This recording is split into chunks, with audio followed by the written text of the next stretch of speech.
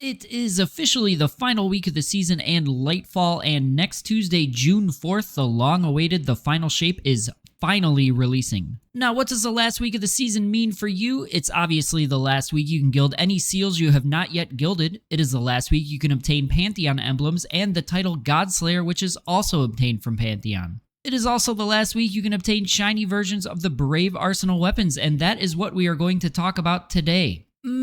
Buck here, and today we're going to run through all of the Brave weapons and their god rolls. Let's start with how to obtain Brave weapons. Brave weapons can be obtained by completing various quests offered from our site next to shacks in the Hall of Champions. Complete each quest to obtain the curated roll of that weapon, which can then be attuned. Attunement is also done at the Hall of Champions, and attuning a weapon means it prioritizes that weapon to drop from Onslaught and the chest to the left of shacks. This isn't a guarantee that you're always going to get that weapon, but it is a high chance. Essentially, complete waves of Onslaught to open chests at the end of a boss you fight after every 10 waves, and those chests will grant Brave weapons. They will also grant tokens that can be exchanged for more Brave weapons at the chests next to shacks in the Hall of Champions. Every 10 tokens is one Brave weapon. Bungie has also just announced that at reset, the chance for shiny weapons to drop will be doubled on top of all of the other buffs to drop rates. With that out of the way, let's get into the weapons and their god rolls. Starting with the Recluse's PvE roll, you will be shooting for Enlightened Action paired with Desperate Measures.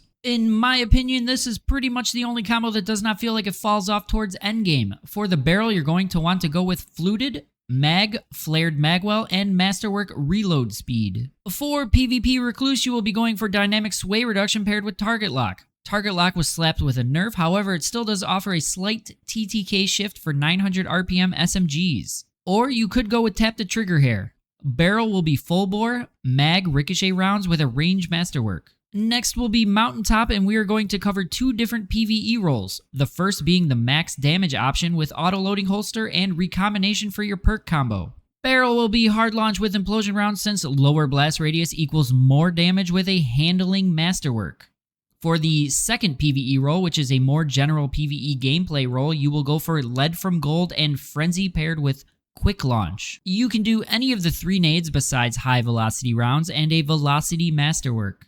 Next will be Midnight Coup PvE, where I'm going to suggest two PvE rolls, both with the same barrel, mag, and masterwork, which will be Fluted Barrel, Flared Magwell, and a Reload Speed Masterwork. Your perks for endgame will be Explosive Payload and Frenzy, and your perks for more general gameplay will be Firefly and One for All. Side note that Firefly will proc One for All, and One for All buffs Firefly's damage. For the PvP Midnight Coup roll, you will be pairing Explosive Payload with Zen Moment. Explosive does proc Zen Moment stacks quicker, and you will be going for Accurized rounds, Range Masterwork, and Barrel will come down to user's preference.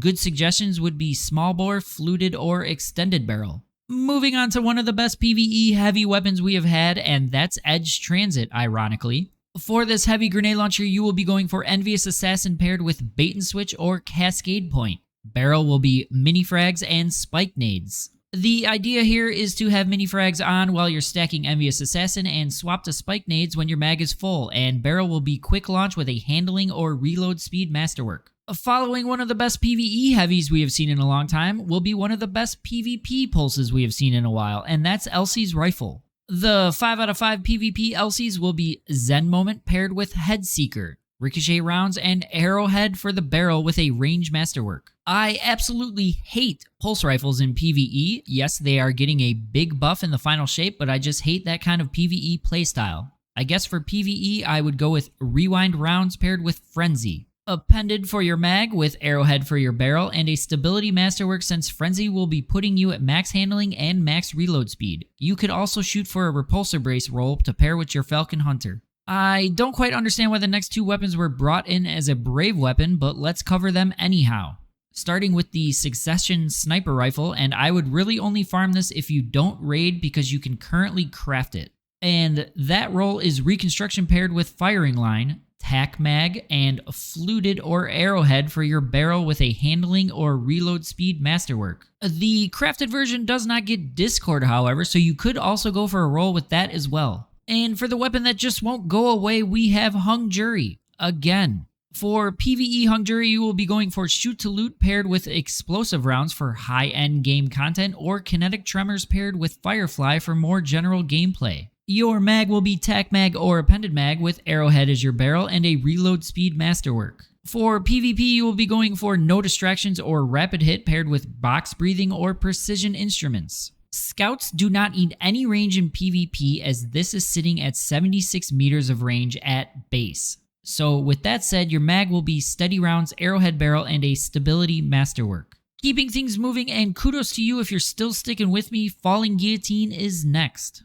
If you are a movement tech enthusiast, you're going to want to farm this since Vortex frames have a farther lunge than other swords, so Eager's Edge is slightly better on Falling Guillotine. You're going to be pairing Eager's Edge with honestly anything. It's a utility sword, so it truly does not matter. You could go with a Repulsor Brace for Falcon things, Chain Reaction for Ad Clear, Frenzy for damage, whatever.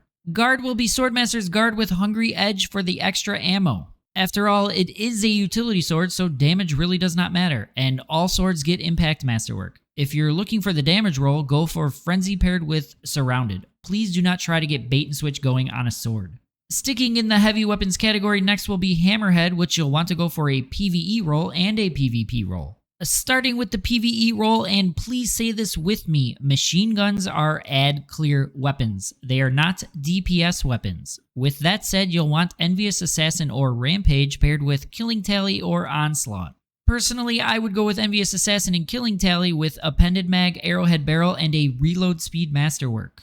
For the PvP roll of Hammerhead, you will want Rampage paired with Tap the Trigger, Ricochet Rounds as your mag, Arrowhead Barrel, and a Range Masterwork. We are down to the last three weapons, so let's talk about Luna's Howl. Luna's was a weapon I was genuinely excited for PvE, but unfortunately Zeoli's Bane and Sunshot exist. And they just do it better. It's no contest. However, if you're going to farm a PvE Luna, I have a 5 out of 5 roll, and it got vaulted very fast. You're going to want to go with either Heal Clip or Enlightened Action paired with Incandescent, Flared Magwell or Appended Magwell, and Fluted Barrel with a Reload Speed Masterwork. For PvP Luna's Howl, and this is currently one of the best PvP hand cannons, you will want Slide Shot 100%. Every other perk is a cope. You will be pairing this with either Precision Instrument or Magnificent Howl with Ricochet Rounds, Full Bore, and a Range Masterwork.